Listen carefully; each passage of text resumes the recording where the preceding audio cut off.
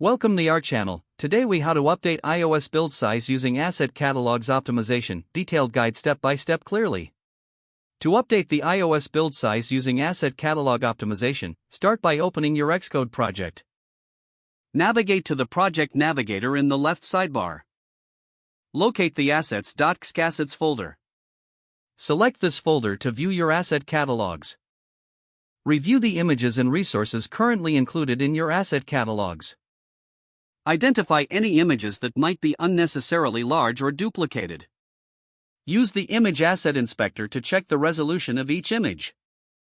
Consider optimizing large images using tools like ImageOptim or TinyPNG. After optimizing, replace the original files in your asset catalog.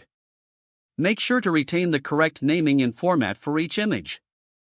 Next, explore the use of color sets instead of image assets for solid colors. This can significantly reduce the size of your asset catalog. Review the use of vector graphics where applicable. Replace raster images with vector formats such as PDF for scalability. After making these changes, check your asset catalog settings. Ensure you are using the correct scaling options for devices. Switch to the General tab of your project settings. Look for Build Settings and locate the Asset Catalog Compiler options. Ensure the Optimize Image Assets option is enabled. Compile your project to allow Xcode to process the updated assets. Monitor the build process for any errors or warnings regarding your assets. Once the build is complete, analyze the new build size. Compare it with the previous build size to see the reduction achieved. Test your application thoroughly to confirm that all images display correctly. Finally, make note of any further optimizations you can implement in the future.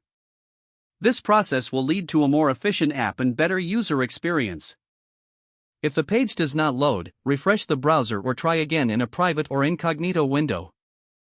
Make sure you are using the correct email address, then retype it carefully to avoid small typos. Don't forget to like this video and subscribe to our channel for more step-by-step tech guides.